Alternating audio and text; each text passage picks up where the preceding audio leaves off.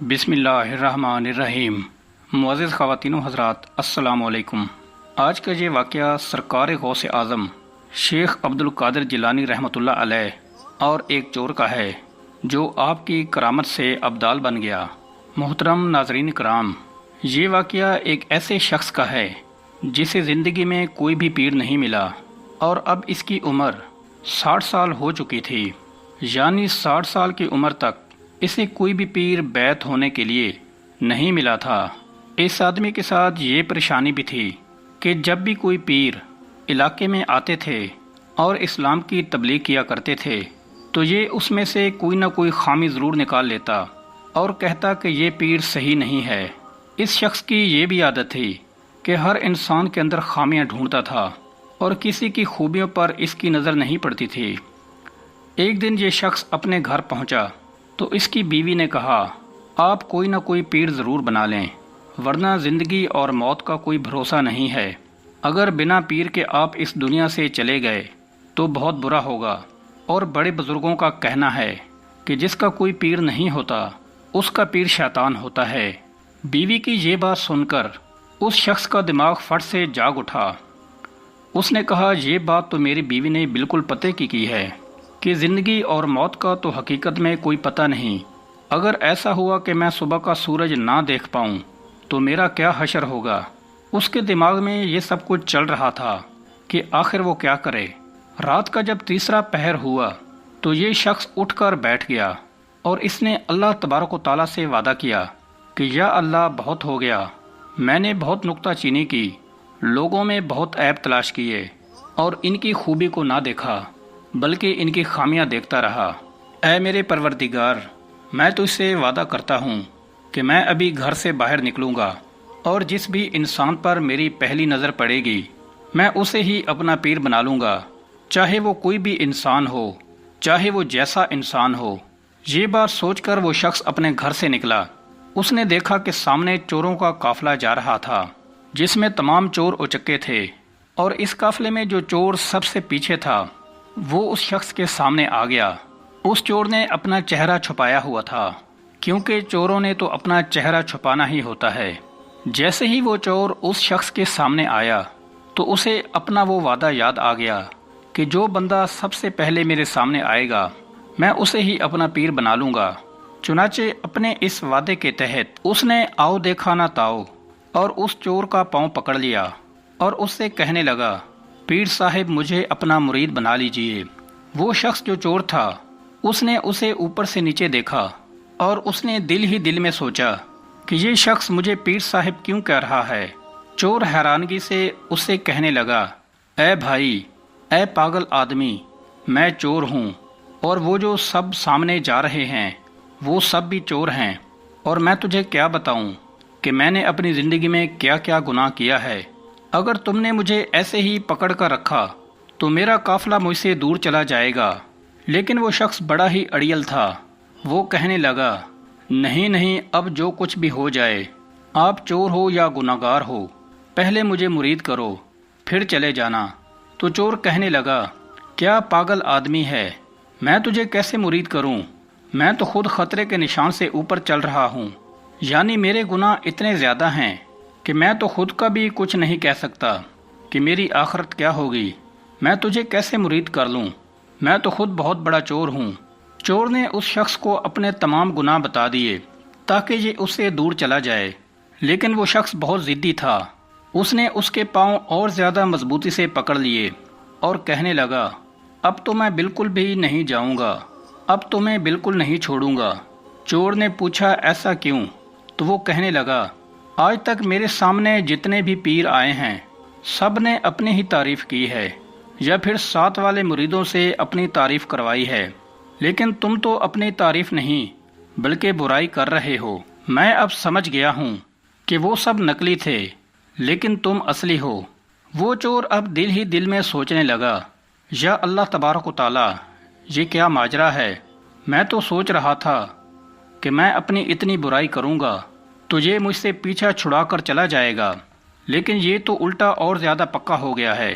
چور کے دماغ میں ایک ترکیب آئی۔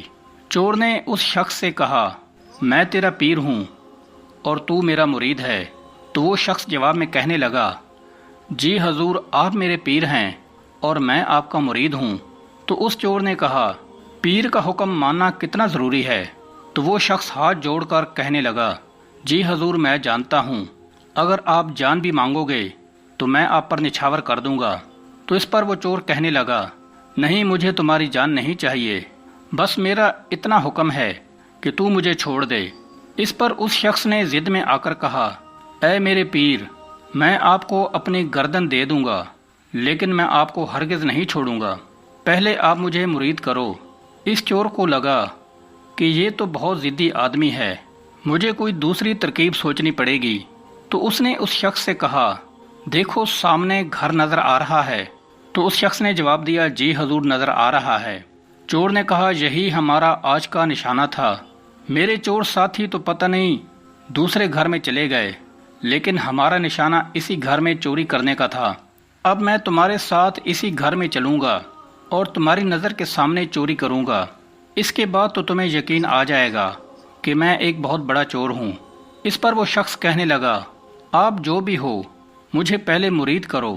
اس پر اس چور نے کہہ دیا، ٹھیک ہے چلو میرے ساتھ، ہم دونوں ہی اس گھر میں چلتے ہیں۔ لیکن تھوڑی دیر بعد چور کے دل میں خیال آیا اور اس شخص سے کہنے لگا کہ تو بھلا آدمی نظر آتا ہے، تو اللہ کی تلاش میں نکلا ہے اور تو مجھ بدنصیب کے ساتھ پھنسنا چاہتا ہے۔ میں تو بہت بڑا گناہگار ہوں، میرے بہت گناہ ہیں اور ابھی بھی میں ایک چوری کرنے والا ہوں۔ دیکھو گناہ کرنا تو گناہ ہی ہے، لیکن گناہ کو دیکھنا اس سے بھی بڑا گناہ ہے۔ تم وہاں مت جاؤ، تم یہیں بیٹھ جاؤ، میں اندر جاؤں گا اور چوری کا مال لا کر تمہیں دکھاؤں گا۔ اگر تم کو پھر بھی مجھ پر یقین نہ آیا کہ میں چور ہوں اور کوئی پیر نہیں تو پھر میں تمہیں مرید کر لوں گا۔ تو اس شخص نے کہا، ٹھیک ہے وعدہ کرو۔ اس نے کہا، میں وعدہ کرتا ہوں کہ میں تمہیں اپنا مرید بنا لوں گا۔ اس کے بعد وہ چور اس گھر کے اندر چلا گیا اور وہ شخص وہیں بیٹھ گیا۔ جب وہ اندر گیا تو پورے مکان میں اندھیرا تھا، اندر روشنی بالکل نہیں تھی سوائے ایک چھوٹے سے چراغ کے۔ تو اس چور نے اندھیرے میں ہی ہاتھ پاؤں مارنا شروع کر دیے، لیکن اس چور کو کچھ بھی نہیں مل رہا تھا۔ اس نے ایک طرف اندھیرے میں ہاتھ مارا تو اسے تسبیح ملی، دوسری طرف ہاتھ مارا تو اسے جائے نماز ملی، اس سے آگے ہاتھ مارا تو ایک لوٹا ملا اور اسے نماز کی جگہ بھی ملی۔ یہ سب کچھ دیکھ کر چور کے دل میں خیال آیا کہ مکان کا مالک تو بڑے اچھے کپڑے پہن کر نکلتا تھا، لیکن اندر تو اس کے پاس کچھ بھی نہیں ہے۔ بظاہر تو یہ بہت امیر نظر آتا ہے، لیکن حقیقت میں تو یہ بالکل کنگال ہے، اس کے گھر میں تو چوری کرنے کے لیے کچھ بھی نہیں ہے۔ چور گھر کے ایک کونے میں تھا اور ادھر دوسرے کونے میں پیران پیر جناب غوث اعظم رحمۃ اللہ تعالی علیہ تھے، جو یہ سب کچھ دیکھ رہے تھے۔ اور عین اسی وقت حضرت خضر علیہ السلام کی آمد ہوئی۔ حضرت خضر علیہ السلام نے فرمایا، اے عبد القادر جیلانی رحمۃ اللہ علیہ، کرک میں ایک کتب کا وصال ہو گیا ہے، صبح کا سورج نکلنے سے پہلے کسی کو کتب نامزد کر دیجئے۔ ناظرین، اب ہمارے غوث اعظم رحمۃ اللہ علیہ کی شان کرامت دیکھیے۔ سرکار غوث اعظم فرماتے ہیں کہ ادھر ادھر جانے کی ضرورت نہیں ہے، ایک چور ہمارے در پر آیا ہے، بڑی دیر سے وہ ہاتھ پاؤں مار رہا ہے لیکن ابھی تک اسے کچھ نہیں ملا، کہیں ایسا نہ ہو کہ یہ بغداد کی گلیوں میں جا کر شور مچائے کہ میں تو عبد القادر جیلانی کے گھر گیا تھا لیکن مجھے وہاں سے کچھ نہیں ملا، کہیں یہ میری سخاوت کے تانے نہ دے۔ اس لیے اے خضر علیہ السلام، میں نے فیصلہ کر لیا ہے کہ اس بندے کو قطبیہ دے دی جائے۔ اے خواجہ خضر علیہ السلام، اسے یہ قطب بنا دیا جائے، اسے ہی ابدال بنا دیا جائے۔